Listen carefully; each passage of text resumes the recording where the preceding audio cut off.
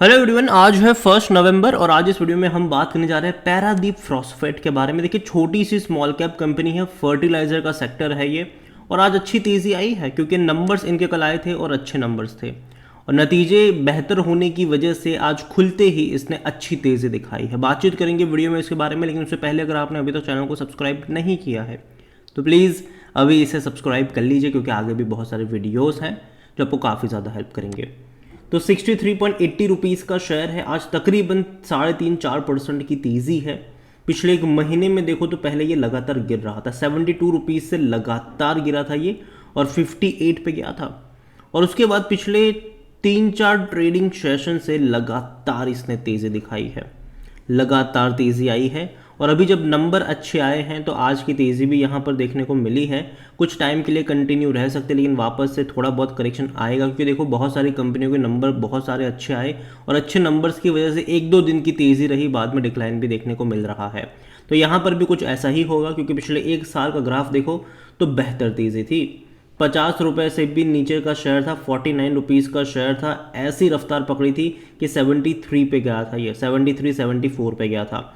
Correction बनता हुआ नजर आया, लेकिन फिर भी मैं कहूँगा कि 60 रुपये का लेवल जो है एटलीस्ट वो एक इनिशियल सपोर्ट के तौर पर काम कर रहा है और जब तक वो इंटैक्ट है यहाँ पर तेज़ी बरकरार रह सकती है। लेकिन अगर वो लेवल टूट गया तो फिर बाद में आपको 55 तक के भी लेवल देखने को मिल सकते हैं।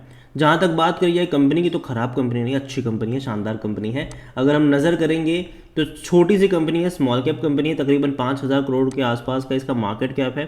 प्रॉब्लम ये भी है कि भैया इनका करंट रेशियो अच्छा है, लेकिन वैल्यूएशन थोड़ा सा महंगा ज़रूर है। 41 का इसका पी रेशियो, जो कि एवरेज इंडस्ट्री से ज़्यादा है। डेट है इनके ऊपर, कर्जा है इनके ऊपर, ज़्यादा कर्जा है।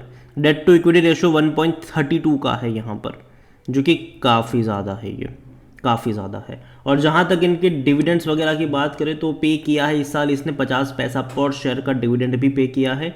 और नंबर्स अगर हम बात करें, क्योंकि भैया खेल तो नंबर्स का ही है, इनको भैया प्रॉफिट तो कमा कर देना पड़ेगा, रेवेन्यू अच्छा खासा करना पड़ेगा। और वही अगर हम देखें तो इस बार की जो टोटल इनकम हुई है वो 3,695 करोड़ की है, जो कि काफ़ी अच्छी है, काफ़ी अच्छी है। क्योंकि पिछले साल इसी क्वार्टर में इनका जो इनकम थी वो तकरीबन पिछले साल इसी क्वार्टर में तकरीबन 2,870 करोड़ की थी और पिछले क्वार्टर में 3,075 करोड़। तो डेफिनेटली इनकम में बहुत बड़ा जंप कह सकते हो कि यहाँ पर देखने को मिला है। और सबसे अच्छी बात है कि खर्चे भी अगर आप देखोगे तो खर्चे भी इनको हुए ज़रूर हैं। आप देखिए 3,575 करोड़ के खर्चे हुए हैं, जो पिछले क्वार्टर में 3,232 करोड़ के थे। लेकिन अच्छी बात यह है कि इनकम ज़्यादा हुई है तो खर्चा ज़्यादा भी यहाँ पर है, लेकिन फिर भी प्रॉफिट जो है तकरीबन 90 करोड़ का इन्होंने प्रॉफिट कमाया है, जो कि अच्छा प्रॉफिट है। क्योंकि पिछले साल इसी क्वार्टर में कंपनी लॉस में थी, वो भी 120 करोड़ के लॉस में थी। तो 120 करोड़ के लॉस के मुकाबले इस बार 90 करोड़ का प्रॉफिट अच्छा है। हालांकि इससे पहले के क्वार्टर में तकरीबन 50 करोड़ का प्रॉफिट भी था। तो धीरे धीरे कंपनी प्रॉफिट में आ रही, जो कि अच्छी बात है। और आगे उम्मीद करेंगे और बेहतर नंबर्स हम इसके देख पाए। और देखिए एक टाइम ऐसा भी था जब चाइना लॉकडाउन में था, तो ये कंपनियां भैया बहुत ज़्यादा तेज़ी दिखा रही थी, क्योंकि जाहिर सी बात है जो डिमांड थी वो भारत की तरफ लौटी भी थी। और देखो फर्टिलाइज़र का जो सेक्टर मुझे लगता है कि फोकस होना चाहिए यहाँ पर, ठीक है। आने वाले टाइम में जिस तरीके से हम देख रहे हैं कि पॉपुलेशन बढ़ रही है, उसको फीड करने के लिए चाहिए भैया, ठीक है। और ज़्यादा अनाज उत्पादन के लिए भी ये सारी चीज़ें इस्तेमाल करी जाती है। तो देखो कंपनी ख़राब नहीं है, बस ये है कि वैल्यूशन सस्ता होना चाहिए। अभी मैं ये कहूँगा कि जिस प्राइस पर है वहाँ से थोड़ा बहुत करेक्शन एक्सपेक्टेड रहेगा। अभी तेज़ी बनी है, 63 पे गया है, हो सकता है कि 65 पे भी चला जाए, लेकिन वापस गिरकर 60 पर भी आएगा। और जो मौके बनेंगे वो फिर वहाँ पर बनते नज़र आ सकते हैं आपको खरीदारी के। और जहाँ तक बात करी जाए शेयर होल्डिंग की, तो देखिए प्रमोटर के पास 56.08% की होल्डिंग, एक भी शेयर गिरवी नहीं है। पब्लिक ने बिकवाली करी यहाँ पर 16.15% से पब्लिक ने भैया बेच के 14.78 पर आ गए। लेकिन दूसरी ओर एफआईएस खरीदारी कर रहा है, एफआईएस लगातार खरीदारी कर रहा है। 4.39 से बढ़कर 4.74, फिर 5.11, फिर 5.25, फिर 5.57। तो एफआईएस लगातार बाय कर रहा है, जबकि पब्लिक जो है वो लगातार बेच रही है यहाँ पर। म्यूचुअल फंड्स भी अगर आप देखोगे तो म्यूचुअल फंड्स भी लगातार पिछले कुछ क्वार्टर से खरीदारी करते नजर आ रहे हैं।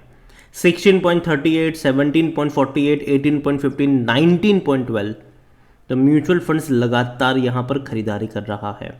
सेम तरीके से इंश्योरेंस भी धीरे धीरे बाई कर रहा है 4.28, 4.28, 4.34, 4.44।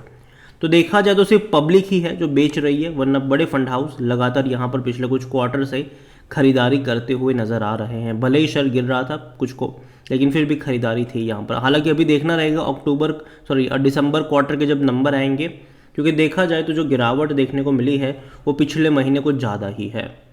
तो प्रॉफिट टेकिंग करी है कि नहीं बड़े फंड हाउस ने, ये भी देखना इंपॉर्टेंट रहेगा उस टाइम पर। लेकिन देखिए ओवरऑल जो मैं इस कंपनी के बारे में देखूँ तो मुझे कंपनी ख़राब नहीं लगती, लेकिन हाँ थोड़े से महंगे वैल्यूएशन के ऊपर है। अभी 64 रुपीज़ के आसपास जा चुका है ये, तो अगर 65, 66 पे जाएगा तो डेफिनेटली उसके बाद एक करेक्शन आपको देखने को मिलेंगे, क्योंकि नतीजे अच्छे आए हों तो तेज़ी अभी 1-2 दिन की देखने को मिलती है, बाद में गिरावट भी आ जाती है। और यही वजह है कि मैं कहूँगा कि भैया जल्दबाजी मत करना।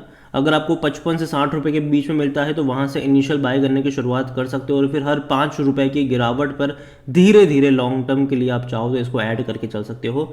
अच्छी कंपनी है, बस महंगे वैल्यूएशन के ऊपर अभी ट्रेड कर रही है, लेकिन जिस तरीके से नंबर्स इन्होंने रिप्रेजेंट करे हैं इस क्वार्टर के, अगर यही नंबर्स आने वाले क्वार्टर में भी अच्छे तरीके से देखने को मिलेंगे तो वैल्यूएशन भी जो अभी आपको महंगा लग रहा है वो फिर वो सस्ता हो जाएगा, क्योंकि पी रेशो तब एडजस्ट भी हो जाएगा।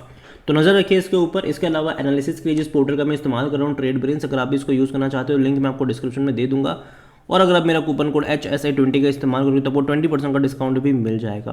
कई सारे बेहतरीन फीचर्स हैं यहाँ पर, जिनमें से एक है कि जो बड़े बड़े इन्वेस्टर्स हैं वो क्या खरीद रहे हैं, उनका पूरा पोर्टफोलियो भी आपको यहाँ पर देखने को मिल जाएगा। इतना ही नहीं, स्टॉक रिसर्च रिपोर्ट, कई सारे ब्रोकरेज हाउस की रिकमेंडेशन होती है किसी शेयर्स में खरीदारी को लेकर, बिकवाली को लेकर, तो वो सारी रिपोर्ट्स आपको यहाँ पर देखने को मिलेगी। जैसे कि HDFC सिक्योरिटीज़ ने TVS मोटर में बाय कॉल दिया है और इतना टारगेट दिया है, क्यों दिया है वो भी आपको यहाँ पर पूरी रिपोर्ट्स आपको मिल जाएगी। कई सारी मतलब स्टॉक्स में उनकी कमेंट्री होती भी है, और चाहे वो ICICI डायरेक्ट हो या फिर HDFC सिक्योरिटीज़ हो, कई सारों की आपको यहाँ पर रिकमेंडेशन भी देखने को मिल जाएगी।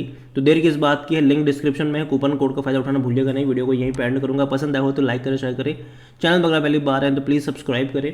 और पैरादीप फॉस्फेट लिमिटेड के बारे में आप क्या सोचते हैं वो भी आप मुझे कमेंट में लिख के बता सकते हैं। Thank you.